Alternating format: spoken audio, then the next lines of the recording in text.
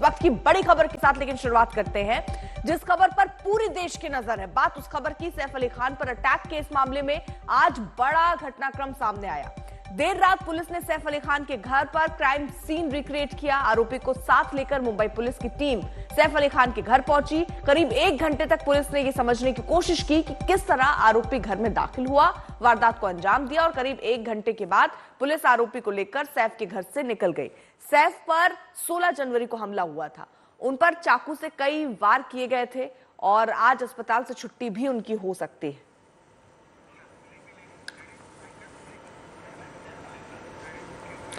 सैफ पर हमले से जुड़ी इस वक्त बड़ी खबर। थोड़ी देर में अस्पताल से डिस्चार्ज होंगे सैफ अली खान। शर्मिला टैगोर नीलम के अस्पताल पहुंची हैं।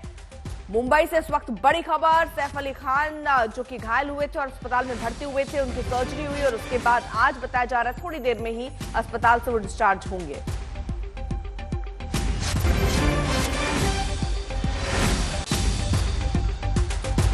सीधे हम आपको लिए चलते हैं अस्पताल के बाहर। हमारी सहयोगी भावना इस वक्त जुड़ी हुई है। भावना, कितनी देर में डिस्चार्ज हो सकते हैं सैफ अली खान? अर्पिता कहा जा रहा है कि अगले 2 घंटे या 3 घंटे के अंदर सैफ डिस्चार्ज हो जाएंगे। अस्पताल के बाहर सैफ के डिस्चार्ज की तैयारी ऑलरेडी हम देख सकते हैं। उनकी कार आ चुकी है यहाँ पे। शर्मिला टैगोर थोड़ी ही देर पहले अस्पताल पहुंची हैं। करीना भी शायद थोड़ी देर में आ जाएंगी और उसके बाद उनका डिस्चार्ज फाइनली हो जाएगा। जैसे ही डॉक्टर आएंगे उनका फाइनल चेकअप लगभग 10, साढ़े 10, 11 के बीच में होगा और उसके बाद उन्हें एक ग्रीन सिग्नल मिल जाएगा कि वो अब फाइनली डिस्चार्ज हो सकते हैं। पेपर वर्क लास्ट नाइट ही हो चुका था। अब जो बाकी के थोड़ी बहुत प्रोसीजर्स है वो हो कंप्लीट जैसे ही हो जाएंगे वैसे ही सैफ का डिस्चार्ज हो जाएगा अस्पताल से, क्योंकि थोड़ी ही देर पहले उनकी कार अस्पताल पहुंची है, शर्मिला जी पहुंची है। बट याद रखें कि उन्हें 1 या 2 हफ्ते का बेड रेस्ट बोला गया है। तो यहाँ से कहा जा रहा है कि वो फॉर्च्यून हाइट्स, जो कि उनका दूसरा घर है, सदगुरु शरण के पास ही है, वहाँ पे लेकर जाया जाएगा सैफ को और वहाँ पे वो 1 हफ्ता या 2 हफ्ता बेड रेस्ट करेंगे। उसके बाद वो नॉर्मल रूटीन पे आ सकते हैं। बट अभी फिलहाल आशा है कि 2 घंटे के अंतराल में वो यहाँ से डिस्चार्ज हो जाएंगे लीलावती हॉस्पिटल से। चलिए, आप नजर बनाए रखिए। वहीं दूसरी तरफ देखिए, जांच भी चल रही है। सैफ आज डिस्चार्ज होंगे, वो तस्वीरें भी आगे हम आपको दिखाएंगे जब वो अस्पताल से निकलेंगे। लेकिन आपको बता दें कि लगातार जांच चल रही है। क्राइम को रिक्रिएट किया गया, क्राइम सीन रिक्रिएट किया गया। तकरीबन 1 घंटे टीम जो है वो अंदर रही और वहां आरोपी के साथ आखिरकार वो कैसे दाखिल हुआ, कैसे वहां से एग्जिट कर गया, यानी कैसे हमला करने के बाद वो वहां से निकल गया और उस दिन हमले वाले दिन हुआ क्या क्या, घर में कैसे घुसा, ये कई सवाल पुलिस जो है उससे सामने रखने वाले हैं। 1 घंटे तक ये क्राइम सीन रिक्रिएट हुआ। पुलिस ने अपने सारे सबूत जुटाए हैं। वारदात के बाद वो भागा कैसे, कहां छुपा रहा, कैसे हमला किया, ये सब कुछ अब पुलिस तहकीकात कर रही है।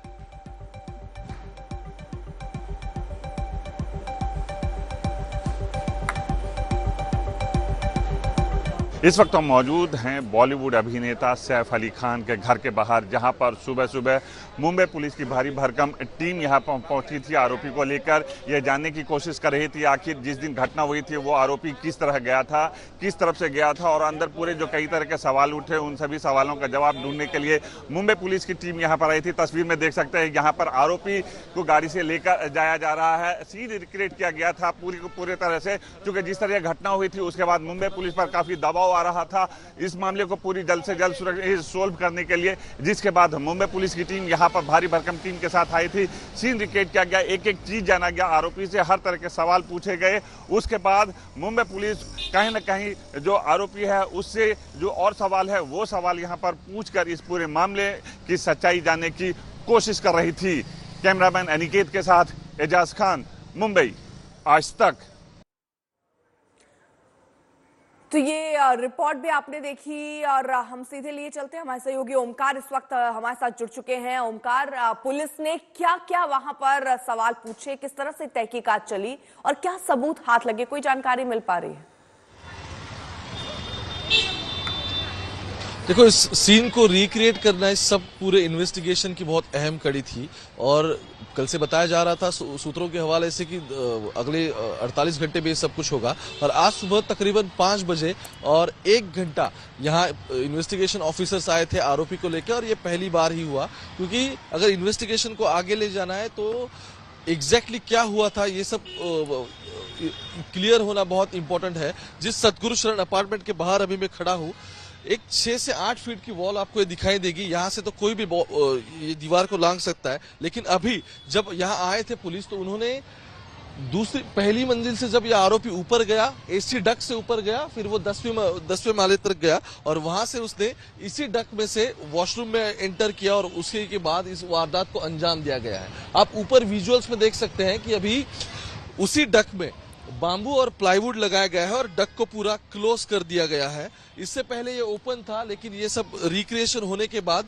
और एग्जैक्टली कैसे आरोपी उसमें अंदर गया, फिर उसने क्या क्या किया, ये जो सीक्वेंस है पूरा, ये सीक्वेंस उसने स्टेटमेंट में रिकॉर्ड किया था, लेकिन ये कैसे हुआ ये वहां जाके देखना बहुत अहम था। तो इसलिए सीन को रिक्रिएट किया गया और जिस विंडो से वो एंटर हुआ था वहां उसके फिंगरप्रिंट्स भी मिले हैं। तो एक तरफ फिंगरप्रिंट्स, दूसरा ये है कि आरोपी ने खुद सब कुछ सिर्फ ऑन पेपर नहीं, यहाँ आके भी कबूल किया है कि वो कैसे एंटर हुआ, क्योंकि ये पहली छूट नहीं रही थी कि वो प्रीमाइसेस में तो आ गया, लेकिन घर के अंदर कैसे गया और फिर उसने इस पूरे वारदात को अंजाम दिया था। तो इस सभी सवालों के जवाब आज पुलिस को और यहाँ के जो इन्वेस्टिगेशन ऑफिसर्स है उन्हें मिले हैं। इसी के आधार पर अब सैफ अली खान का भी स्टेटमेंट रिकॉर्ड किया जाएगा और फिर आरोपी जो क्लेम कर रहा है और सैफ अली खान जो टेंटेटिव टाइम हो या फिर एग्जैक्टली कैसे हुआ, इस सभी को मिला जुला के ये पूरा इन्वेस्टिगेशन आगे लिया जाएगा। ठीक है, बहुत बहुत शुक्रिया। और कई तरीके के सवाल इसलिए भी कि वो डेक के बारे में भी उसको कैसे पता था। फिलहाल हर पहलुओं पर अभी जांच चल रही है। वही एक्टर सैफ अली खान पर हमला करने वाला आरोपी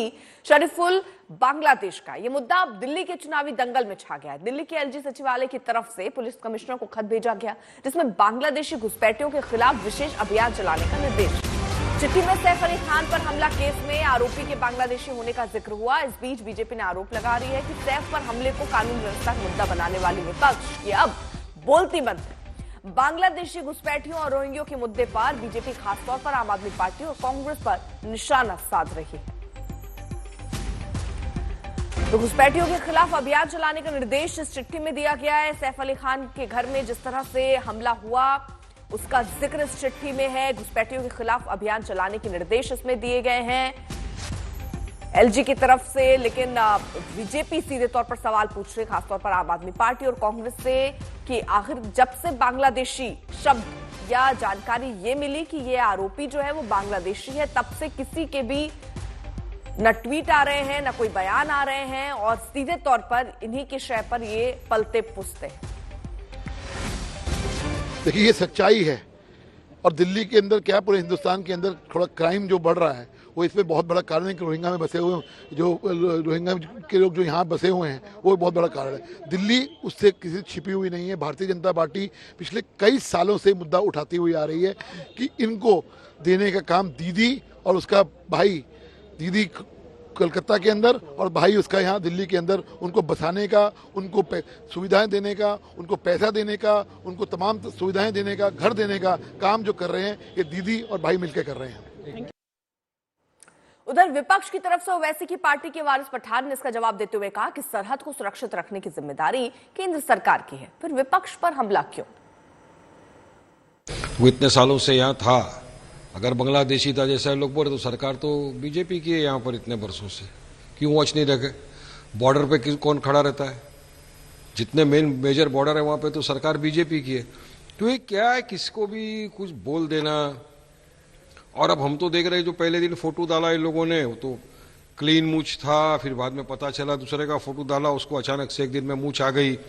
अब बता रहे ये फोटो, तो मैं तो देख रहा हूँ मीडिया पे, सोशल मीडिया में कुछ अलग अलग ही फोटो मतलब नजर आ रहे हैं। पर अब ये तो पुलिस का इन्वेस्टिगेशन का इश्यू है, इसमें ज्यादा कुछ बोल नहीं सकते।